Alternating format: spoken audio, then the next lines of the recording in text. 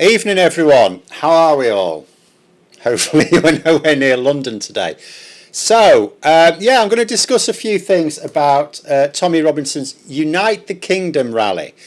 Unite the Kingdom, where they are actually just trying to divide the kingdom. But it depends which kingdom you mean. You see, you naturally think they mean the United Kingdom, right? There's nothing united about the kingdom they have in mind, is there? I'm going to start off with a couple of things here. Should I have a countdown to the start of the stream? No, wants that. Absolute rubbish. That's just mess later on. Right, let's just have a look here, because this is what really sparked it off for me. So, obviously, there were a lot more people there than were expected. There was, I think, expectations were about 40,000. It's like the police reckoned 110,000. So much so that there was no way of getting them all towards, because you know these sort of things, you have a march, we've all done these, well, not all of them, but we have done these things before. You have a march, you march through London parading banners and stuff, and then you go to Parliament Square and there's a PA system there, and then people do speeches, right? We know this. And they had the same things there, and Mike sounds a little bit coarse this evening. Right, okay, I can't. I will keep working on it. It may just be me, I sound quite coarse. But there's also that. Right, at least it's the right microphone, which is helpful. Where was I? Yeah, so the same thing happened today. Only there was a bit of frustration because they couldn't all get within earshot of the PA system because there's too many of them. You know, you've got 110,000. You can't listen to it. I mean, anyone that was, for example, on one of the big million March Brexit, you know, the people's vote things, you couldn't all get there at the end. Usually what happens, only the most interested people are there at the end. But, you know, obviously today a lot of them were, and they were very unhappy that they couldn't get anywhere near it. And therefore started the argy-bargy with the police, as if it's the police's fault that there's too many of them, right? But anyway, let's just start off with this first thing, because a few days ago, Tommy Robinson posts this. He says, our crosses are now in London ready. So he's got wooden crosses, right? They're supposed to be crucifixes, aren't they? That's what they're supposed to be. So that he hasn't got that many by the looks of it, but maybe some people have got more. So the aim, what you can tell, they clearly weren't aiming to get that many people there. And because that's not many, is it? Right? I know they're going to give them to everyone, but you know, they've presumably made those things so that they can have a photo opportunity with them, right? But I have questions about this because this is new, right? Because you look at this, if you're just told, you know what, some far right nutter is taking a load of wooden crosses to hand out at a racist rally, you just go, oh yeah, it's Christian fundamentalists, isn't it? It's what they do. But Tommy Robinson has been doing rallies for many, many years. This is new. This isn't what he does. They go with flags, and they did. They were there with flags. You could see the photos. I didn't actually really see photos of these crosses. I don't know how many people really had them. But that's what they do. They take the flags. They've never done this before, as far as I know. It's certainly not a common feature. So why is he doing it now? And the other thing is, can we think of another? Are his crosses on a Muslim prayer mat? Maybe. I don't think they are.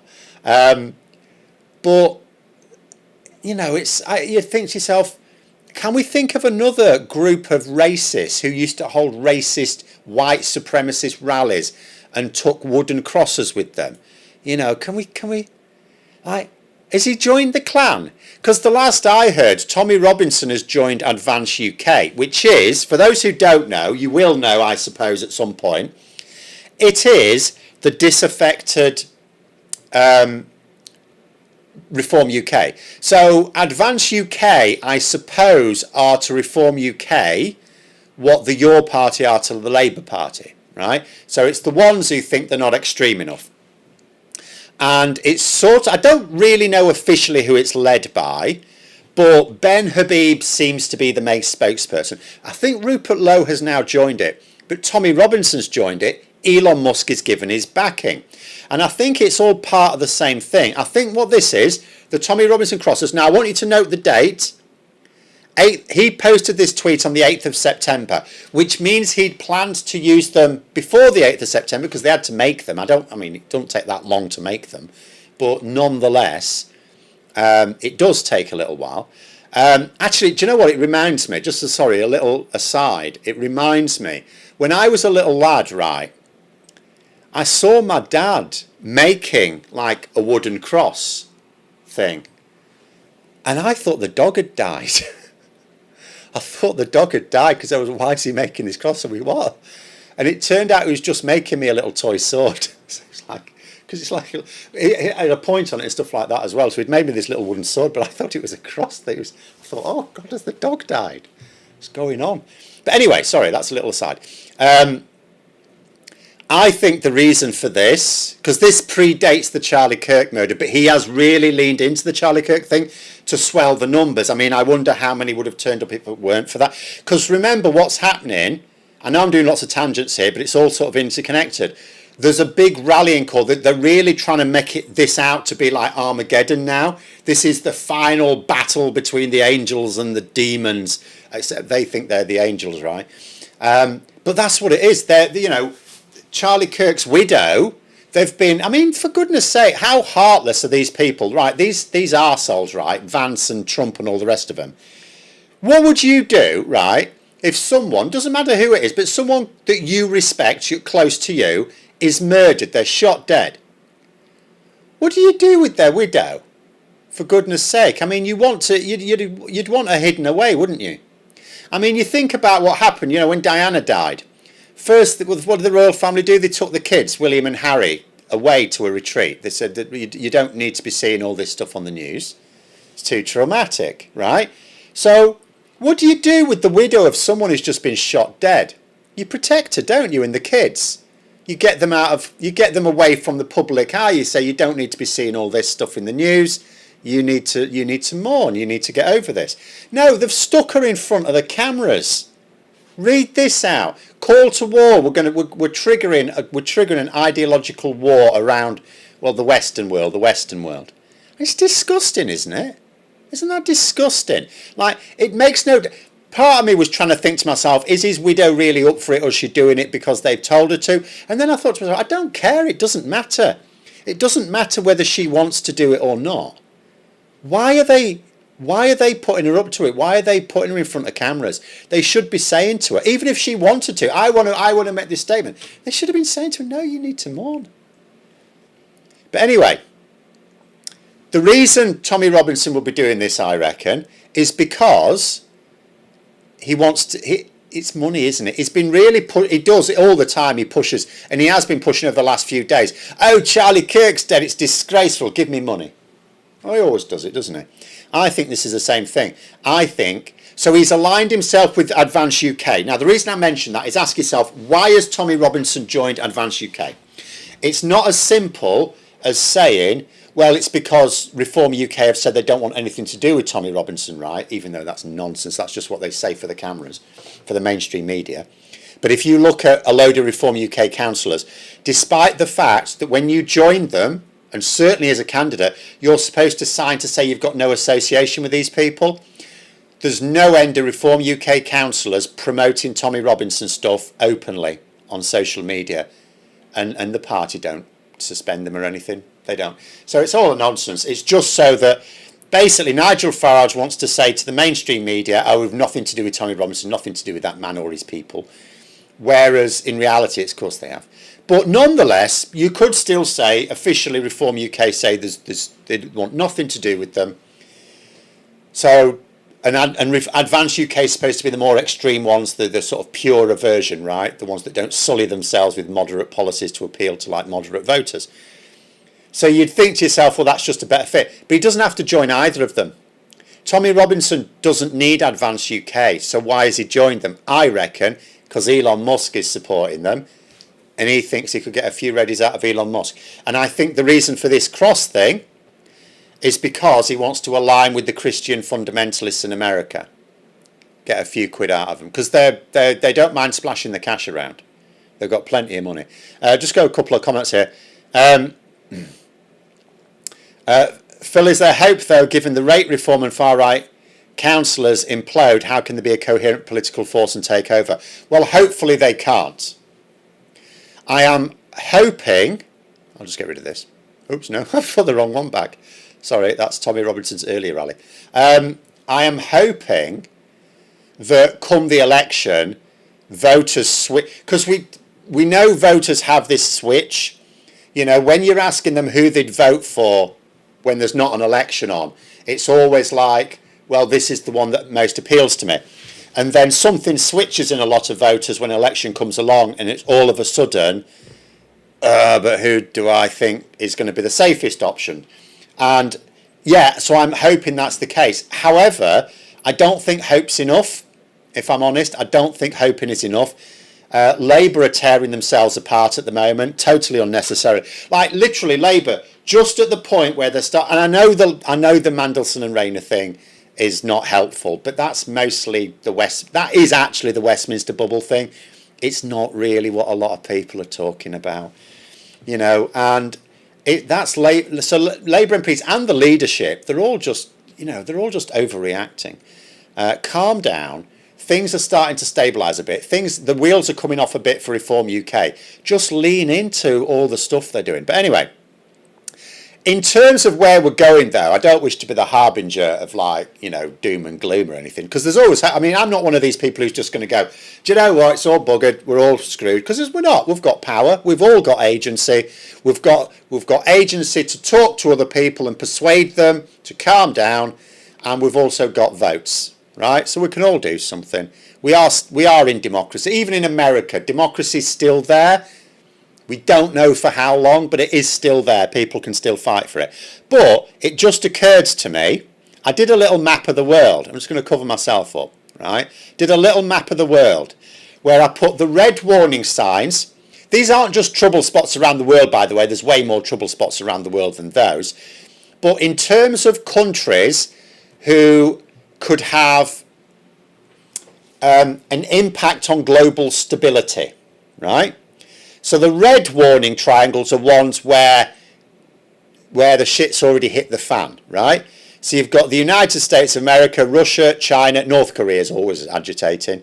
You've got like Belarus there, Hungary, Israel, Turkey, right? So these are ones where the far right basically have already taken over of some kind. I mean, I don't think China, we can't say that China's the far right, but nonetheless, they are agitating to create global instability. They're obviously not right, they're left. But by and large. Then I've put the yellow warning triangles where I think we are in charge. I've missed Iran. Iran, I don't think is that influential on global matters. Same with India. I don't think India is actively trying to destabilise the world. I mean, you might argue for some other ones. I don't think India, yes, India is in the grip of the far right at the moment, I get that. But again, in terms of the global impact, I don't think it's that severe. I don't think India is going to basically start World War III, put it that way, right? Same with Iran, okay? I don't think their global impact is that big, whereas the others I think are. But where I've put the amber ones, so Brazil, you may think, well, Brazil's a bit funny, so they've just put Bolsonaro in prison, right? And it's like, yeah, but Brazil is very like the United States, incredibly tribal, incredibly split the country. All it takes at the next election is for Bolsonaro's, obviously he himself can't become president again, but all it takes is for his people to take over power. And straight away, you know what's going to happen. They're going to impeach those Supreme Court justices that convicted him, and they're going to do their own MAGA. So Brazil is on the edge still. Brazil hasn't escaped at all. The UK is obviously in trouble at the moment. They're not in charge, but they could be. France, same thing. Italy, technically they are in charge, but Meloni is a bit more sensible at least. So she isn't an anarchist, but nonetheless, Italy is also on the brink, I think. So there's quite a few there. Some of the other ones you mentioned where you may have what you'd call far-right governments or like extreme governments. They're not necessarily that impactful on the... I don't like all of the ones where I've put a warning triangle there could all contribute towards all-out global war, right? Whereas I don't think some of the other countries do. World War II didn't have just one theatre operation, one group. No, indeed, it didn't. And that's what I mean. If you look at all these, it's not like where these triangles are, they're not aligned. Like the United States is not aligned with China, but they can still work towards the same global instability, even though they're on opposing sides, right? But anyway, I was just looking at that and thinking, Christ, there must be some countries looking at the rest of the world and thinking, can you just calm down, because it's getting a bit worrying now. How worried am I about the Scottish and Welsh election in 2026? If Labour lose Wales and fail to take over in Scotland, can Keir continue? Well, there's two questions there. First of all, Labour are going to effectively lose Wales because they've never really had it. But in a proportional system, and with Labour not being that, Labour are not going to rescue the popularity in 1 year, or it's not even a full year, it's like half a year, isn't it? Well, 3/4 of a year.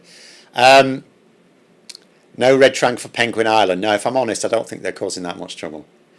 But, you know, if it's a case of, at the end of the day, if the government that forms is a sort of coalition or alliance of Labour and Plaid, that's fine. Yes, I'm Labour. I'd prefer that Labour was the senior partner. But you know what? I think we've got bigger problems than party politics. And I think at the moment, what we have to hope is that we get serious politicians in government of whatever party, right? Of whatever party. A Plaid Labour coalition where Plaid are in the driving seat. That's not my ideal outcome. That is way better than what it could be. As for Scotland, I mean, Reform UK are going to win seats. They're not going to form a government. They're not going to be close to government. I wouldn't worry about that. I'm also not worried in Wales at the moment. I've not seen any evidence that Reform could actually form a government. The thing with Reform as well is they're extremists. And the thing about extremists is you have to believe a particular line. You have to follow this line absolutely. You cannot afford to have even slightly divergent views. And you see it on the left and the right. I'll always point out, you see it on the left and the right. This purity they have, which makes Reform UK not open to coalitions. So Reform UK have to either win a majority or they can't govern. And they're not going to win a majority, especially in a PR system.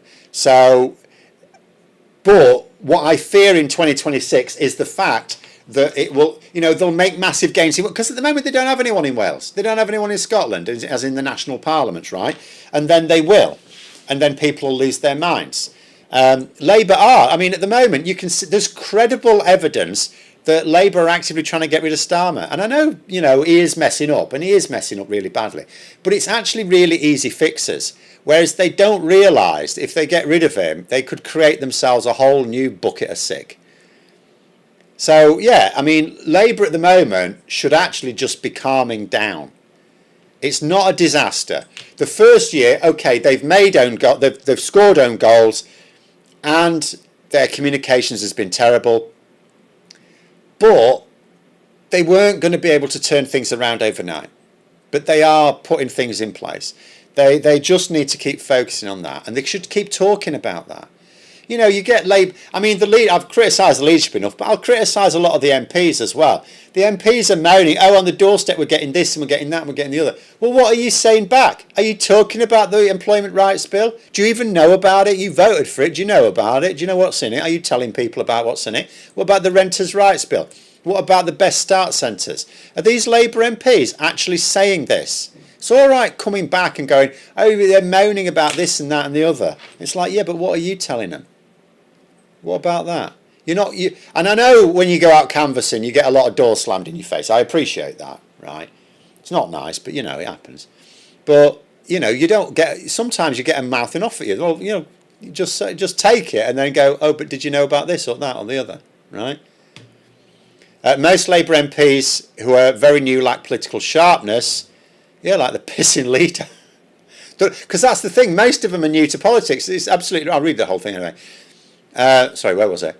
They're already talking of deposing Starmer after 2026 election for Burnham. Yeah, I mean, that's absolute madness. That will, I mean, oh God. Anyway, we'll cross that bridge when we get to it, shall we? Or shall I say, burn that bridge when we get to it? But yeah, this is the problem. We can talk about the fact that Reform UK they're a very unstable system, because, like I did on the video today, every new election they need loads and loads of candidates. So next year's they're going to need loads of candidates for the Welsh elections, for the Scottish elections, for the local elections next year, right? They're going to need loads of candidates. They're not even trying to vet them, it seems to me, at the moment, and they can't anyway. They cannot attract enough sensible candidates, or even candidates who know how to behave themselves. You can't. You try and tell these people, will you stop posting pro-Nazi memes on Facebook? Why? Like, they don't get it. They don't know how to behave. They've got no discipline. Reform UK is an anarchist party. It's literally an anarchist party. It is a tear down the institutions and build them back up again. That's anarchy, right? So they're an anarchist party. Of course they're going to attract anarchists. Goodness sake. So every year there's going to be more scandals come out about them. After next year, there'll be more of them have to resign when they realise they've got to do some work. There'll be more of them have to be suspended because they've been charged with either trying to kill their wives or beating people up at a Pride March or something, or whatever it happens to be. There'll be more of them suspended because of racist Facebook posts that have been there for years, right? It's going to keep happening every year. So Reform UK, in actual fact, although they'll think they're building up momentum over the next few years, what they'll be building up is because, like, someone who just happens to be a member of Reform UK does racist stuff. Well, that's a member. You can't do that. You just kick them out of the party. That's done. But you know, when they're a politician for you, you've selected them. You've vetted them, right? That's the assumption. You've vetted them. So we're going to get this huge number. Reform UK have a lot of banana skins in their way in the next few years. Labour should just be calming down. They should just calm down. Go, right, we've done this wrong, and this wrong. Let's put it right. The basics are right already. The basics are already right. Employment Rights Bill, Renters' Rights Bill, the Best Start Centres, the extra funding for the NHS, which is also linked to that, housing, you know, all of these things, transport. I mean, you know, the thing that Andy Burnham's done really well is actually bringing proper public transport to the first part of England, apart from London, for years. Right, and he's providing an inspiration there. Other Labour Metro mayors are going to follow that example. So we're going to have local public transport improving over the next few years as well. There's loads of stuff that Labour can lean in on. They're just panicking. And they're panicking at all levels. They're panicking at the top and they're panicking at the bottom. And talking about the successes of ABC to respond to people's complaints of XYZ, doesn't work though, and everyone left and right of Starmer has complaints that aren't being dealt with. Yeah. Oh yeah, don't get me wrong. Ultimately the leadership is mostly responsible because they have got it's mostly because it's easiest for them to put it right. I mean, I'm not suggesting that those backbench MPs just sit back and go, oh, it'll all be fine. No, it won't be fine. They need to pressure Starmer into making better decisions. And you know, you keep seeing ridiculous things like, oh, people are doubting Starmer's political judgment. He hasn't got any political judgment. I knew that back in 2020 when I was voting for him. I said it at the time. He hasn't got any. He's not a politician. I said that. I went in eyes wide open. I knew he weren't a politician. That's why he needs political advice. And he knows he's not a politician. That's why he's leaning on that political advice. That's why he's taking that political advice blindly. He's just got the wrong bloody person advising him. Do you know what it's like? It's like that TV show, that kids' TV show in the 80s. Do you remember the Dungeon Master thing, where you had a kid with a big hat on, no eyes, you can't see through, a big hat, right, in this virtual world with, you had, and their teammates had to guide them through the dungeon, this virtual dungeon. So they just had to follow their instructions, right? That's what Starmer's like. He's blind, right? He needs people to guide him through, and he's got the wrong bloody people. Blind leading the blind is what we've got. So yeah, Labour MPs do need to sort that out. They need to be behind closed door. And yeah, and if it, do you know what? If he's going to be belligerent, yeah, then get rid of him. But they've got to go to him calmly, not moaning, calmly, and just go to him. You can't keep doing this. And sit down with him. Sit down with him. Say to the whips, we want a sit-down meeting with him, and just be calm, no nonsense. Get a few sensible spokespeople, just sit down with him and just say, look, let's go through all the problems, right? The winter fuel policy issue, the disability cuts issue, the trans issues, every issue. Talking too much about bloody asylum and getting nowhere. All of these things, all of the things that have been sources of unpopularity for Labour, base it all on polling as well, not just what you heard with some bloke down the pub or at the doorstep. Sit down and say, right, why did you make that decision? Blah, blah, blah, and all of them. And you know why. It's because of these advisors in 10 Downing Street, at which point they need to say, and if that's what they have to do, if they have to say to him, we will actually get rid of you if you do not get rid of them. Say that to him. And if he sticks by his guns, then sure, get rid of him. But don't go in with this. Replacing him with Burnham is literally the most damaging thing they can do. Not because of Burnham for who he is, but because to get Burnham's not an MP, so he's not eligible to stand for the leadership if they get rid of Starmer. To become an MP, he has to win a by-election. Now he can. There is someone in Manchester, apparently, who's looking at retirement. So it does look like there could be a by-election engineered for him. But this is the problem I said with Boris Johnson. Why Boris Johnson can't come back. Because to come back, he'd have to win a by-election. And that would mean that Kemi Badenoch would have to allow her own assassin to approach. She wouldn't do that. Even she's not that stupid. Surely Starmer's not either. So, but what would happen? Starmer would have to block him from being able to stand in the by-election. Well, that would trigger civil war in the party. But if they allow Burnham to stand and he wins, that triggers civil war in the party. Because not all Labour MPs will want him gone. And what will happen is he'll come into Parliament and he will start chipping. They're already doing it outside of Parliament. As soon as he's in, he'll think, right, my time's here, and he'll really push to get him deposed. Oh, absolute nonsense. If you're going to get rid of Starmer, the cleanest way to do it is to go to him, say to him, we think Morgan McSweeney and these other group of people are the problem. You get rid of them, or we will get rid of them, and the only way we can get rid of them is to get rid of you and replace you with someone who promises not to put them back. Say that to him. Be blunt. I'd do that. If I was an MP, I'd be quite happy to be their spokesman and go and tell him that. I would say, there's a load of us together. We're going to bring you down. It's your choice, right? Get rid of them and get some sensible, proven advisors in, or we'll get rid of them in the only way we can. Say that. Anyway, Phil seems to be saying to Graham, it's not Streamer's fault though. Thought he was in charge. Hang on, what's this? Hang on, have I missed something? Explain that one, Stuart. I've obviously missed a conversation. What's not Streamer's fault? It's all our fault, by the way. We are entirely responsible for everything. Sorry, we seem to have moved on from Tory Robinson. Apologies for that. He's obviously really boring. Sorry.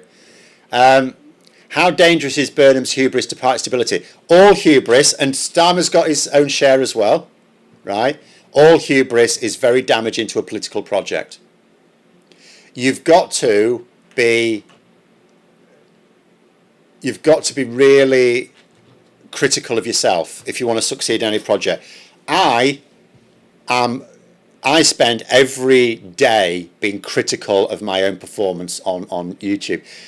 My wife sometimes asks me how today's going. Sometimes I'll go down at lunchtime, right, and sit there with and sit there doing Wordle and the spelling bee, because she in her office she works there.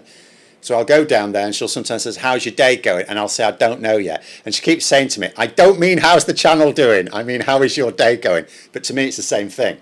My day's going well when the channel's going well. It's that simple. Whether that's healthy or not, I don't know. But that's what you have to do. You have to be constantly critical of yourself. And I don't think Burnham is at all. I don't think he's got the party's best interests at heart. At all.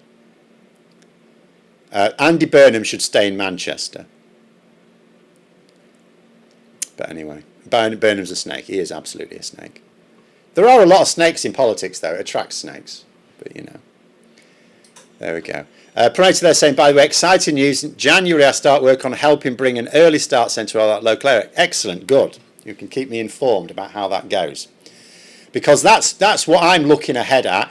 And I know it's disappointing to say to people when you're looking at the world on fire and going, Phil, stop telling us to wait to 2027. But, you know, there are things coming.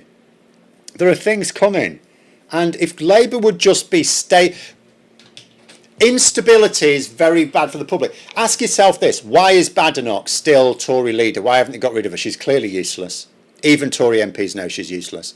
I really don't know how any of them thought she had star quality.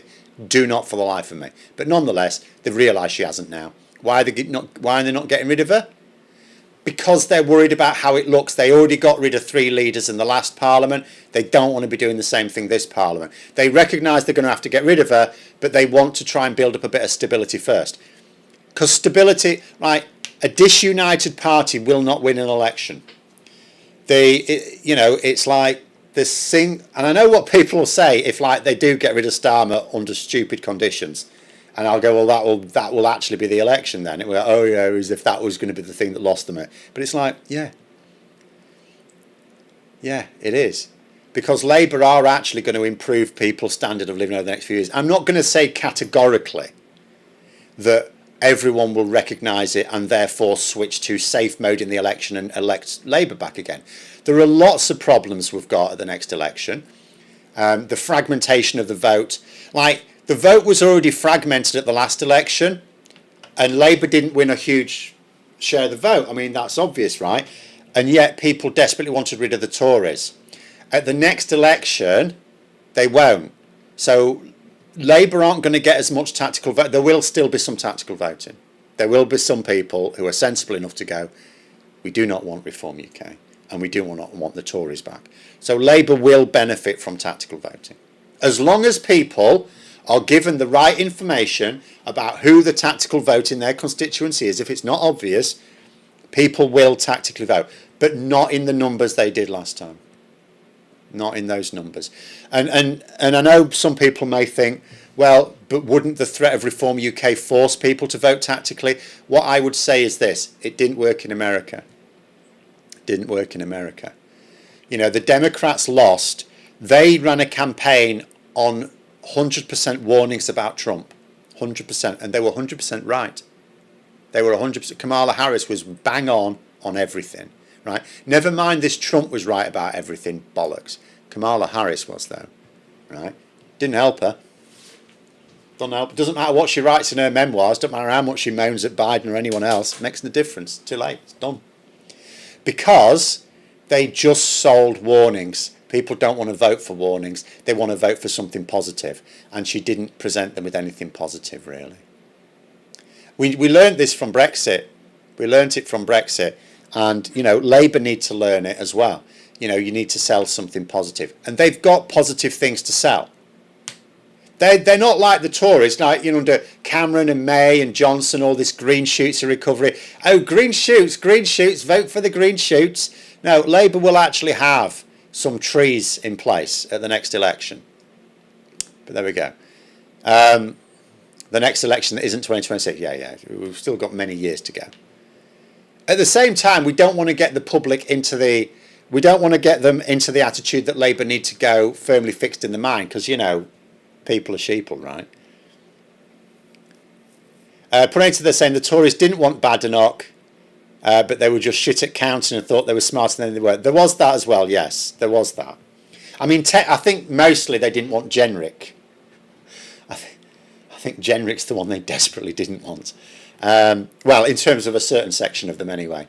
But yeah, no, so they did mess that up. And that was Grant Shapps' fault. They should have, ironically, they should have listened to James Cleverly, because he was the one telling them, no, don't try and vote tactically, you're not clever enough. And he was right. Imagine being dumber than James Cleverly. Not that he's particularly dumb, but, you know, he's not the brightest, is he?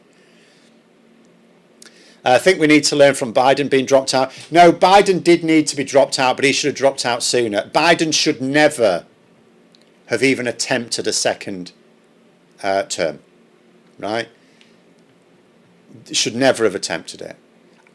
My understanding after the 2020 election was that Biden was always intended as a one. My understanding was Biden would be a one-term president and they'd be grooming Kamala Harris to take over. So it came as a complete shock to me when Biden suggested that he intended to stand himself. I thought, what? He crazy. And that was before we knew that he was having cognitive issues. People just stay at home rather than vote for an anti-party. Yeah, people don't want to vote against something. It's a system we have that you sort of have to if you're going to be pragmatic. But people don't like it. I totally understand why they don't like it. It's so negative. So you've got to give them something to vote for. You give the warnings, don't get me wrong. The warnings have to be there. But you have to sell the positive image. And Labour will be able to do that. That's why they need to calm. They will be able to do it because they'll be able to show... They will be able to say, look, we've made progress on the housing. We've done what we said we were going to do there. We've made progress on the economy. We've done what we said we were going to do there. We've made progress. We've got the best start centres. We're bringing better access to healthcare. You've now got easier access to healthcare. Hopefully they'll be able to show some progress on dentistry because that would be a big thing. Public transport, energy. Labour will, even if, I don't know if they're going to achieve all of their targets, because some of them are very difficult. But I do know they're going to make progress that you won't be able to deny. And then the positive image is, let's keep it going. That's all they have to do. Let's keep it going. And do you know what? Labour could still win, even if they carry on making communications blunders and stupid own goals. It's just that let's not risk it. Get rid of the source of the own goals. Get rid of them. Tell Starmer, get rid of those advisors. They're shit. They haven't won you a single vote. Or challenge him. You commission some internal polling, proper internal polling, to show that the brain farts these people have had have actually helped us. You carry out some proper polling with a credible pollster for internal uses, and let's see what we get. But anyway. Parents, they say, my job will be building up the inner works, getting the right system set up and people in place, focus on the logistics around its run. Have they got a site for it then? Because that'll be one of the issues for these best start centres. Obviously, they've announced there's going to be 1,000 come 2027. Not necessarily at the start of 2027, but at some point in 2027, there should be 1,000 in place. But they'll have said that without, they won't have picked all the sites yet, will they? So the first ones, so have they got a site for it? Because that'll be tricky. If you imagine, like if I imagine my local, I mean ours this isn't a deprived area, so we will not be getting one of the first 1,000. But if you imagine, if you're in a sort of deprived area, like downtown Barnsley or something, and if you think to yourself, oh, well, where would they put it around here? In some places, I mean, ironically, some deprived areas do have disused areas, which could be ideal. But I say ideal. Ideal, I suppose, would be where a building already exists and it's just not in use. So a disused building that wouldn't take much to get it into shape. I suppose that's ideal. The site is the old early start centre which closed down in 2012 and left to rot. Okay. So there's going to need to be some construction work there. I see. But that'll be the issue. I suppose, I mean, a lot of those areas probably do have some rundown areas that they could just co-op. So hopefully that won't be too difficult. Trump looked like he had a stroke this week, well, like most weeks these days. I wouldn't get hopeful about it though. People hoping that some misfortune befalls Trump. I'm telling you, he's got a Faustian pact. He's done a deal with the devil. It's the same deal that Murdoch did. Murdoch's been dead for 20 years, He's a zombie, basically. But Harris was extremely unpopular. It was always said that Biden was the only person who could lose Democrats the election apart from Harris, like her, but that's what they said. Well, I mean, what I will say, I don't know that anyone's done any detailed polling on it. I did say at the time, when Biden announced that he was standing down, I did say that, because Harris didn't make much of an impact. And so her supporters will say, well, it's because she was too closely tied to Biden, who didn't exactly fail, by the way, but nonetheless. And it's like, well, that may be true, but you know, I worry, was America ready to elect a black woman? Given how serious failure was, given that failure should not have been an option for the Democrats, was she really the best option? I actually said at the time, without knowing a great deal about him, Gavin Newsom. And do you know why I said Gavin Newsom? Didn't know a great deal about him at the time? Purely because he was a white bloke. I just thought to myself, do they just need to make sure they get someone totally unthreatening? A white bloke with that American white smile, you know, just middle-aged white bloke.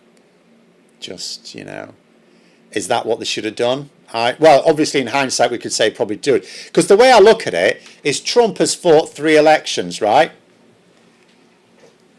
He's fought 2 elections against women and beat them, and he's fought 1 election against a man who's even older than him and lost, right? And I know there were other factors as well, so I'm not saying it's definitely because America's too misogynistic to have elected Harris.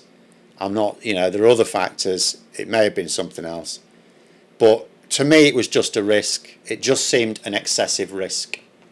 What should have happened, Biden should have announced he'd be stepping down before the 2022 midterms. Because if he announced it before the midterms, then you don't get any anti-Biden voting in the midterms. Like in this country, local elections, sometimes the local elections are not about the local elections. Sometimes it's just it's giving the current government a punch in the nose. It's giving them a warning shot. Don't bank on our vote. It's not guaranteed, mate. You need to toughen your act up. So, you know, Biden should have announced just before the 2022 midterms, by the way, I'm a one-term president. I will be stepping down. And that would have been roughly the right time to do it as well. And then they should have had proper primaries. And do you know what? They probably wouldn't have selected Kamala Harris. Palestine was a big issue. She said she was against the genocide. She would have won.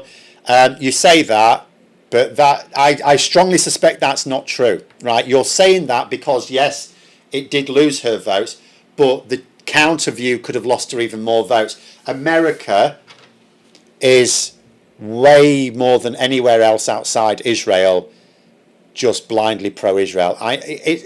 Even now, even with unmistakable evidence of what they're doing, right?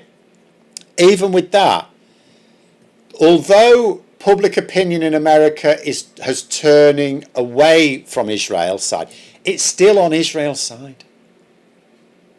You know, so you say I really don't see any evidence for that at all, if anything. And certainly what they will have believed is it would have lost them even more votes, right? And I'll tell you another thing. The people who refused to vote for Harris because of the Palestine issue, all I would say to them is, and I said it at the time, did you really think Trump would be better? Because if anyone did refuse to vote for Harris on that or any issue where Trump would be worse, right?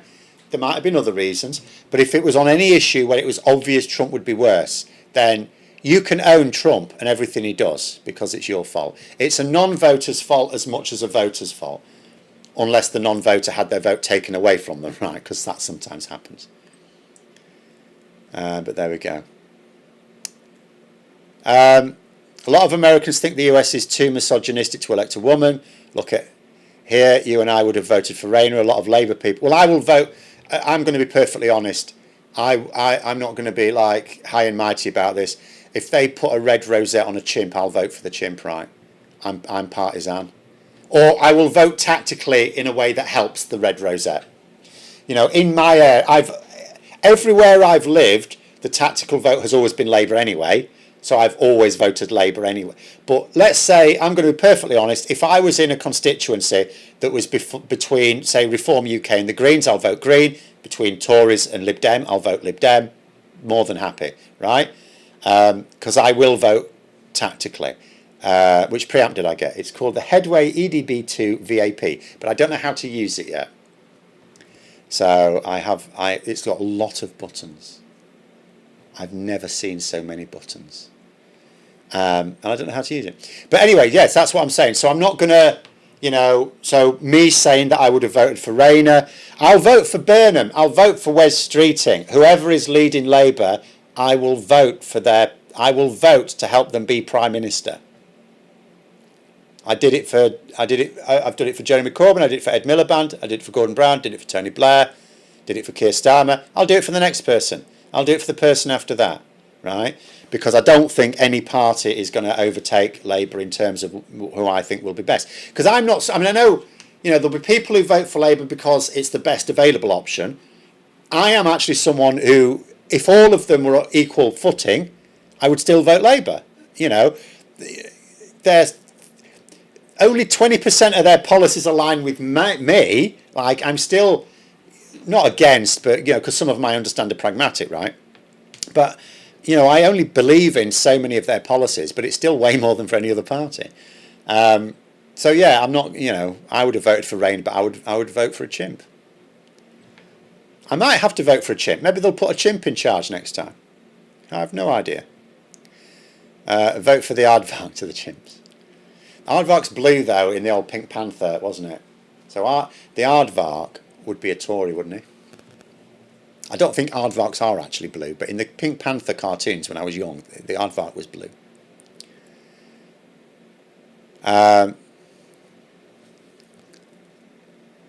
Trump seemed to have already believed he had the vote in the bag, even to the point of saying he didn't need MAGA votes. I don't think so. Otherwise, he wouldn't have offered RFK Jr. that deal. He didn't think it was in the bag at all. I mean, he acted confident, but that's sort of ilk do. That's your sort of born into wealth and privilege level of confidence, isn't it?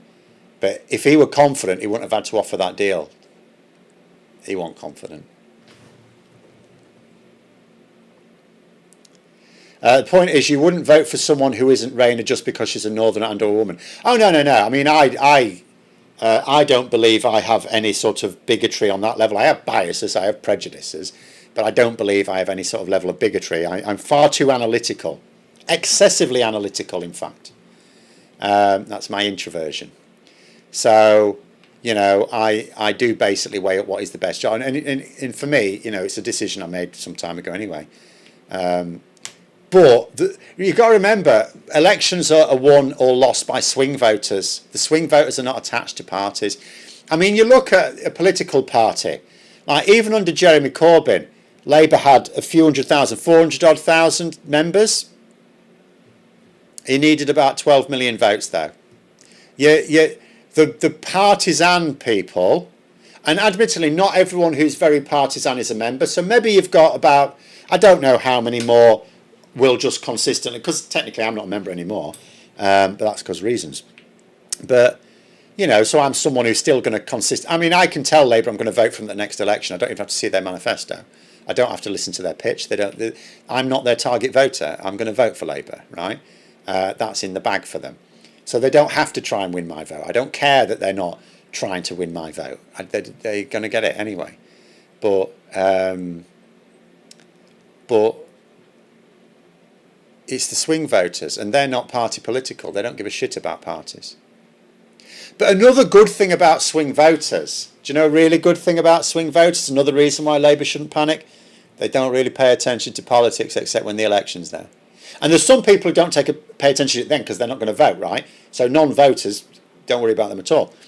But of the voters, the swing voters, they don't like politics. In fact, these days, I don't blame them. It's too toxic. There was a time, 15 years ago, when I used to disparage people who didn't take an interest in politics. If someone I wasn't rude. I know how not to be rude. But if someone in the staff room said that they're not interested in politics, I might gently chide them, or I would silently judge them. Because I would, my attitude was, you cannot complain about anything in your life if you're not going to take an interest in politics. But these days, it wasn't that toxic then. These days, it's so toxic, I don't blame people. Do not blame people for turning off politics. And that's the thing. That's what the extremists want. They want moderate people to turn off politics, because then it's just a battle of the extremists. It's just a battle of the extremists, that's all. But yeah. But nonetheless, it is still the point that swing voters do not really, they don't pay attention to it. So they start paying attention when the election arrives, which means, I'm not saying they're completely clueless about missteps. They may browse the news, right? So they'll still be getting a daily diet of woe. But come the election, that's when they'll tune on properly. So as long as you've got your messages ready then, and as long as you've got your preparations then, 2027, we will be able to see then if Labour are anywhere near to their housing target. All this talk at the moment, see, I don't know. I genuinely don't know. When you've got people say, oh, but Phil, that even the builders are saying it's not going to happen. It's like, yeah, but that's because they're lobbying the government to loosen regulations, which they have been doing. They've been loosening planning regulations, haven't they? Some of them needed loosening. Some of them were stupid. Some of them were just like a NIMBYist charter. But some of them, they've just been doing it for the builders, right? And that's because the builders are going, oh, you ain't going to do it with these regulations, mate. So in 2027, we'll find out. Because in 2027, they should have been able to ramp it up. Because they're not going to be able to build 1 million in the last year, right? So they can't just build 500,000 in 4 years. We know they couldn't really build any extra in the first year because the planning regulations had to go through first. But, by 2027... whatever the rate of house building is, that'll give you a decent idea. And although houses can be knocked up in about 6 months, some of them can take 2 years, right? So 2027 will be a good time to judge that. It'll also be a good time to judge how the economy's doing. I mean, I keep saying to people go, oh, Phil, Rachel Reeves is in trouble, isn't she? Oh, the economy didn't grow in July. Yeah, we measure economic growth in quarters, mate. And every quarter has been in growth. We've had the longest sustained period of growth since Labour came to power we've had in years, right? So as far as I'm concerned, the economic news is quite good. But 2027 will be a much better time to judge that. People's wages. We've got the 11 million quid a year Barclays boss, I see. Is it Barclays? Am I maligning the right person? The boss of some bank, I think it's Barclays, who's on like nearly 11 million quid a year, reckons the government should suppress public sector pay. So someone on 11 million a year reckons that someone on 23 grand a year is getting paid too much. So we will see where that is in a couple of years' time as well. Best Start centres, they'll be there. The first 1,000 will be there. And they will just naturally, without even pork barrel politics, because where do you build your first 1,000? In the most deprived areas, the places that need them. Where are the key Labour reform battlegrounds? In the most deprived areas in England. I mean, they're not all in England, but although Scotland do their own thing anyway. Scotland never stopped doing them. I mean, I think that might be why they're calling them the Best Start centres, because that's what they were called in Scotland, isn't it? And they never got rid of them, did they? Did I hear water company CEOs still took bonuses of 1.1 million each? I didn't hear that. Are you sure about that? Because they're not supposed to have done. But there it is. Can't be an effective politician if you're not prepared to hold your nose and deal with the morally repugnant. Oh, yeah. I mean, you have absolutely got to. You've got to be pragmatic. It's a bit like Trump's visiting this country this week. There's some next week. Sorry, a few days. There's some people not happy about it, and they're going to protest about it. And that's fine. That's up to them. I'm not, because it's a useful thing for him to be here. I'm happy to welcome him. I'm not going to stand on the street waving a flag for him, right? But I'm quite happy for him to be here, because at the end of the day, he's the President of the United States, and the difference between having a good relationship and not is people's lives. It's literally people's lives.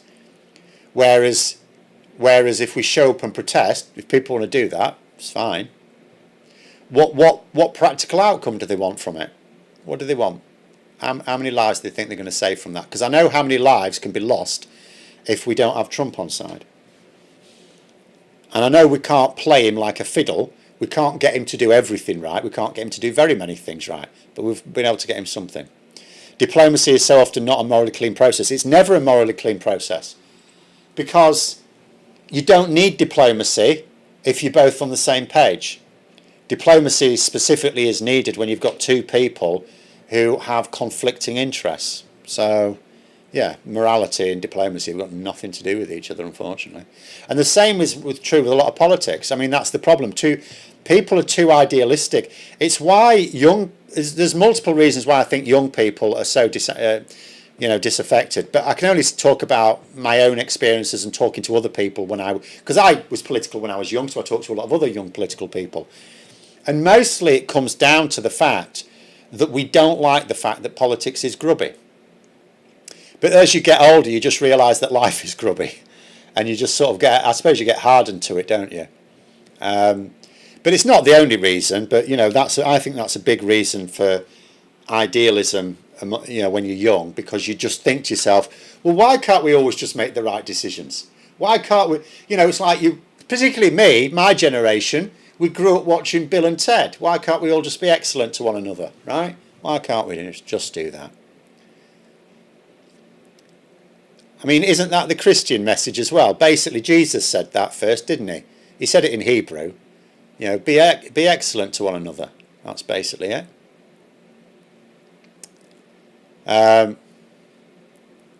Brian, they say, I voted Labour since the 70s, but only because... but only became active politically in the last 10 years. Well, yes, I mean, the last 10 years, I think a lot of people did. My wife wasn't before the last 10 years. Politics went batshit crazy 10 years ago, didn't it, basically? I've always hated Thatcher, but that was genetic. Now I hate all the right wing with a passion. I always say I don't hate. I honestly don't. I don't hate. Some people, a small number of individuals make me angry. But I don't hate, and I certainly don't hate people for those. Like, the rally today, there were some people in the 5,000 strong anti-racism rally. Not all of the people in it were anti-racist by the sounds of it, but most of them were. And they were shouting abuse at the Tommy Robinson lot, and I just thought to myself, how's that going to work? How's shouting abuse at them helping anyone? Because you're just giving them confirmation bias that the left are nasty, right?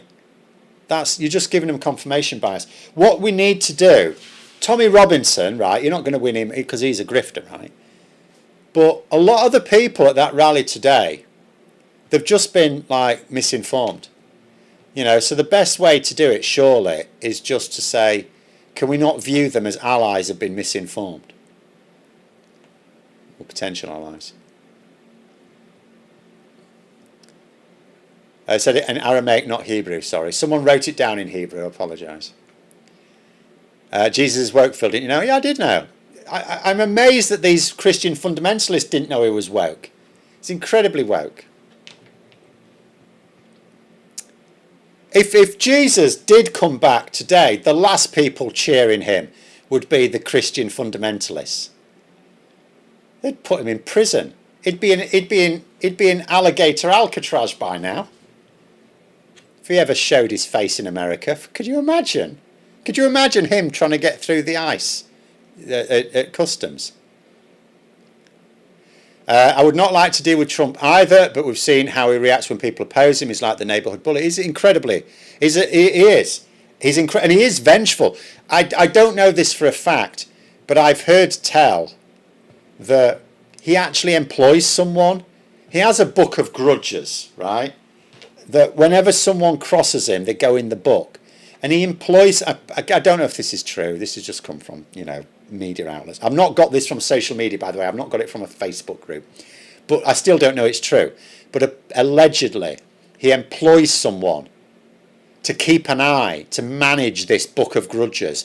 And when there's an opportunity to take revenge out on someone in it, they're to remind him. But what we do know is he is a very vengeful man, right? So if we'd have done what some people wanted and stuck two fingers up in Trump and said, you're a dickhead, mate, piss off, we'll talk to America when they get rid of you, sunshine, then Labour would definitely be losing the next election and Reform UK would definitely be winning it. Why? Because he would have absolutely crushed our trade. I mean, look what he's doing to Brazil, right? 50% just because they're putting his mate in prison, right? Imagine what he would do to the UK. That would definitely cost loads of jobs. Labour's name would be mud. And of course, Ukraine, and that's what I would like to say to the people who are opposing Trump coming next week. It's like, what are you actually opposing? Because what we're doing is we're talking to him, and we know that works. We can't get him to do everything we want. He's not that easy to play. But we can get him to do some things that are actually saving people's lives. Jesus will go absolutely apeshit over Gaza. Well, of course it is. It's quite close to his home.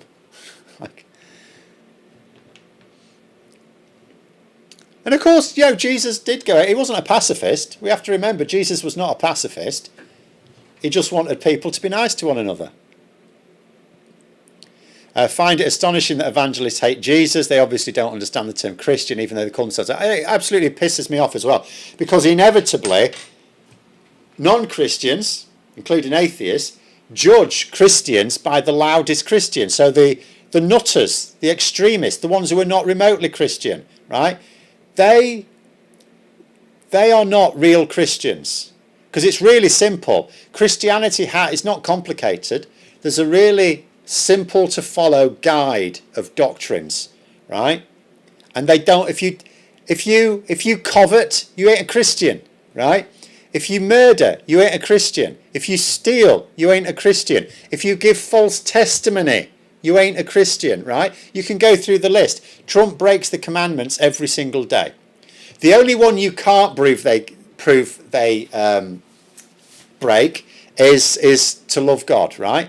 But in all on, because they will claim they do. Although I would say breaking 9 of his commandments is probably pretty good evidence you hate him. As well as shitting on the country of his son's birth. But anyway. I'm being told off by a pagan now. Right, anyway, last few comments before we sort of finish this one off. My mum's socially liberal but hates politics. I don't blame any. I used to say anyone not interested in politics, it's like you're just allowing the extremists to have their say then, aren't you? But these days I do not blame people, because politics is toxic.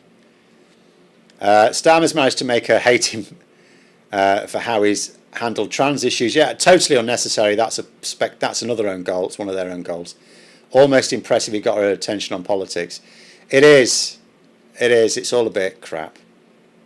And that's not even like, if there are some people who are going to say they're not happy at Labour because of their policies on, say, asylum and immigration, I would say that's unfortunate, because that is actually strategic.